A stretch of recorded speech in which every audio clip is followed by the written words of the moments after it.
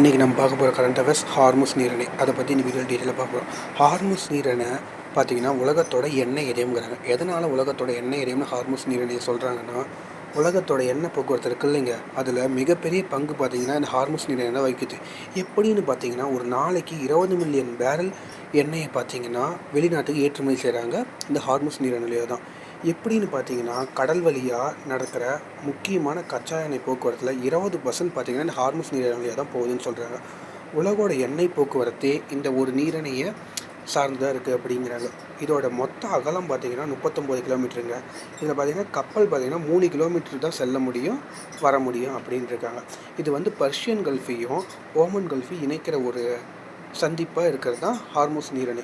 இதில் பார்த்தீங்கன்னா, இதில் எந்தெந்த நாடுகள்லாம் பயன்படுதுன்னு பார்த்தீங்கன்னா, Saudi Arabia, United Arab Emirates, Kuwait, Iraq, Qatar இந்த நாடுகள்லாம் எடுக்கிற எண்ணெயை இந்த ஹார்முஸ் நீரிணை வழியாக தான் மற்ற நாடுகளுக்கு ஏற்றுமதி பண்ணுறாங்க. இதுதான் ஒரே வழி அவங்களுக்கு அனுப்புறதுக்கு மற்ற நாடுகளுக்கு ஏற்றுமதிக்கு. அது மட்டும் இல்லாமல் இந்த இந்தியா இறக்குமதி செய்கிற கச்சா எண்ணெய் பார்த்தீங்கன்னா 55லேருந்து 65% பார்த்தீங்கன்னா வளைகுடா நாடுகள்லேருந்து வருது. அது இந்த ஸ்ட்ரைட் ஆஃப் ஹார்முஸ் வழியாக தான் வருது.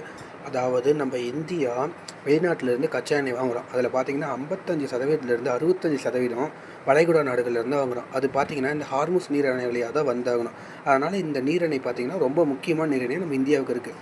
அது மட்டும் இல்லாமல் இந்தியாவோட ஆற்றல் பாதுகாப்புக்கு இதுதான் முக்கியமாக கருதப்படுறதா இந்திய அரசாங்கம் சொல்லியிருக்கு. உலகோட எண்ணெய் எதையும் ஏன் சொல்கிறேன்னு இப்போ புரிஞ்சுக்கிடுச்சிங்களா? நன்றி.